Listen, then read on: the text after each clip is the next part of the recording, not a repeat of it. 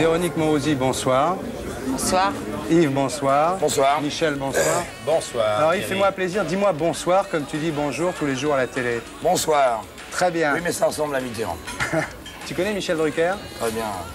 Pose-lui une question alors, une seule. Nous sommes de vieux complices. Pose-lui une seule question. La fidélité, ça paye. Ouh, je crois. Ouais, je crois. Pose-lui une question toi maintenant. Comment fait-il pour présenter le journal de la mi-journée de TF1 en étant à 2h30 du matin, presque tous les jours au bain-douche? Une question que j'avais préparée.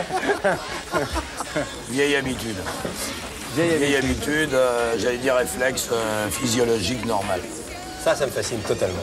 Bah, moi aussi, mais j'ai jamais compris comment il faisait. Moi je crois qu'il fait la sieste l'après-midi en fait.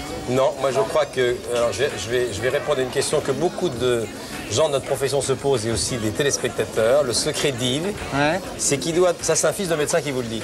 Ouais. Il doit dormir peu, Ouais. mais il doit avoir un vrai sommeil sur une distance courte. Mais il faudrait peut-être demander à sa femme, non? Voilà. Qu'est-ce qu'il fait la nuit? Ça. Alors on va parler de ton bouquin qui sort chez Calman Levy, qui s'appelle Hors Antenne, que tu as fait avec Maurice Achard. Alors c'est assez marrant, il y a plein de petites anecdotes comme ça sur tes débuts à Sport Dimanche, sur Michel Arnaud qui t'apprend le boulot. Oui, qui me Comme- dit que je fais un peu province. Comme Barma a essayé de me l'apprendre. Ouais. J'espère qu'elle réussira aussi bien que Michel bah. avec toi. Enfin, il y a plein d'histoires qui sont très marrantes. Quand tu as failli virer Gainsbourg, lui mettre... c'est assez beau ça, parce que tu dis j'aurais pu lui mettre mon poing dans la gueule, ça aurait fait plaisir à la France profonde, mais je ne l'ai pas fait. Ah là, il y a eu effectivement dans cette émission, quand il a dit à Whitney Houston, I would like to fuck you. Qu'est-ce que ça veut dire ça? Ben, ce qui veut dire... Parce que dans ton livre, tu traduis pas vraiment. Ben, à l'antenne, j'ai dit, je vais vous traduire ce que dit Gainsbour. Il vient de Ouais. lui dire, j'aimerais bien faire un petit tour avec vous. Ouais. Et Gainsbourg me dit... You, c'est Attends, j'aimerais bien te baiser. attends, et Gainsbourg a dit, mais enculé. j'ai pas dit ça, j'ai dit que je voulais la baiser. Ouais. Alors je dis, nous étions à une heure de grande écoute quand même. Ouais. J'ai dit Très oui, grande. il vient de lui dire qu'il aimerait lui compter fleurette. Il dit mais, elle le fera après. Il me dit non, j'ai dit que je voudrais la baiser pas après mais tout de suite. Ouais. Ça a été une horreur. Ouais. Et là en 30 secondes quand j'ai vu le regard de Whitney Houston, je me suis dit tu le sors Ouais. en disant maintenant ça suffit et tu fais un tabac. Mais Ouais. l'émission s'arrête alors qu'il y avait encore une chanson avec Eddie Mitchell. Ou T'as trouvé ça des magots de le sortir? J'ai Ouais, trouvé ouais, ça ouais, trop... ouais, ouais, c'est ouais. pas mal, je trouve. Ouais, non mais j'ai pas fait. Mais j'étais tenté quand même. Hein. Tu l'as pas lu le livre de Yves Non, encore? parce qu'il est sorti il y a quelques jours et je crois que je vais le recevoir demain ou ces jours-ci. Alors lui, il a fait un livre, c'est chez Michel Lafon, Ah ouais, je sais où il dit que finalement, si le Mathias Rust a pu atterrir sur la place rouge, c'est un coup monté, parce que comme ça, Gorbatchev a pu virer son état-major, c'est ça. Oui, non mais... Mais c'est pas mal comme idée, hein. Non mais c'est une idée... Parce que je c'est veux dire, basé une sur idée des- qui a été... qui a couru dès le début. Bon. Ouais. Ce qui m'amusait en réalité, c'était à peu près une soirée au bain, lorsque Mathias est atterri sur la place rouge. Ouais. Et fin de la soirée au bain, on se retrouve avec quelques copains et on bavarde de ce fait divers que j'avais reçu comme tous les journalistes dans la figure à travers une dépêche dans l'après-midi. Et en fin de nuit, j'ai commencé à délirer sur mais comment a-t-il pu aller là-bas? Est-ce que je connais l'Union soviétique?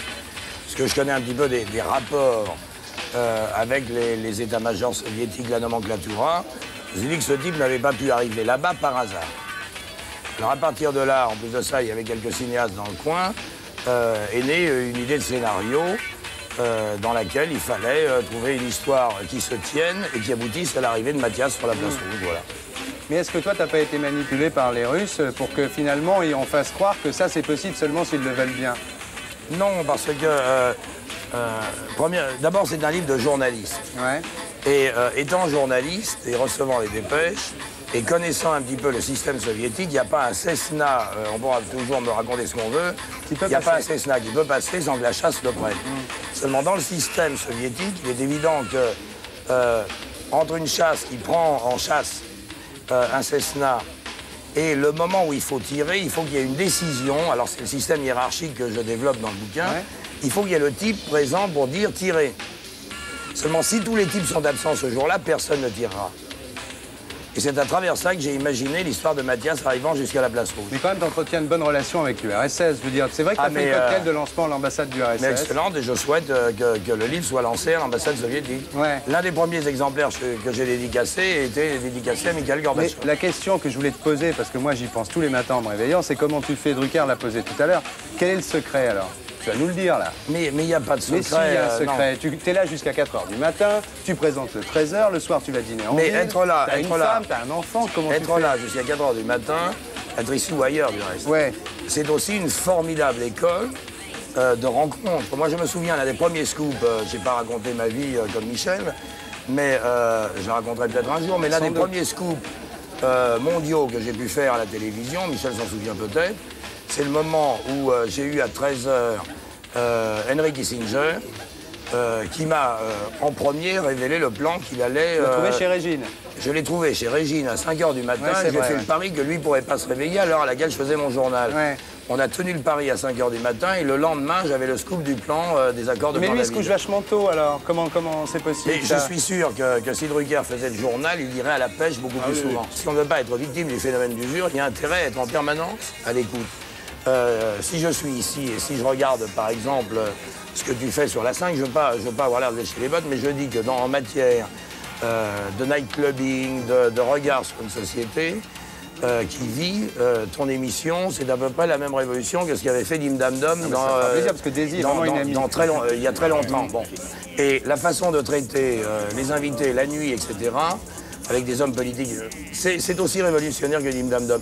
Si on n'est pas à l'écoute de ça, et si on n'est pas dans l'environnement de ça, il y a On certainement peut pas un le faire. moment où on ne pourra pas continuer parce que la société va plus vite que ce Bien que sûr. nous disons. Si elle va plus vite que ce que nous disons, nous ne pouvons pas accrocher sur ce que disent les gens Très dans la bien. rue. Si nous ne pouvons pas accrocher sur ce que disent les gens dans la rue, on n'existe plus. Tu travailles, toi? Ouais. Il t'a mis au boulot? Je me suis mis au boulot. Tu t'es mis au boulot. Avant j'ai pas déjà. bougé, moi. Ah bon? Avant, je bossais déjà, dis-toi. Tu travailles où, là?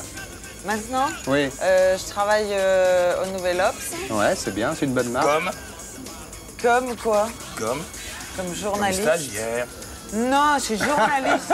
Ah, ils sont géniaux. Il faut préciser qu'il a la dédicace de son livre quand même. Ouais, Avéro à J'ai Sophie, un sympa. statut de journaliste, mais pas salarié, à la pige. Bah, c'est bien, on a tous commencé comme ça, tu sais. Oui, mais là, quand même, je vais te dire. Oui, mais ceci dit, il me demande que des grandes interviews, mais immenses. Tu vas interviewer qui, là, par exemple? Là, De Niro. Bah, c'est pas mal, hein? J'ai fait maintenant pour Aïssa Gorbatchev. Ah ben, ça va. Un filon. Ah ben, on reste dans le trip, hein. Ah, ouais, on reste dans le pro-soviétisme, c'est bien ce que je disais. On a les mêmes origines. Et puis, Kubrick et puis Mitterrand.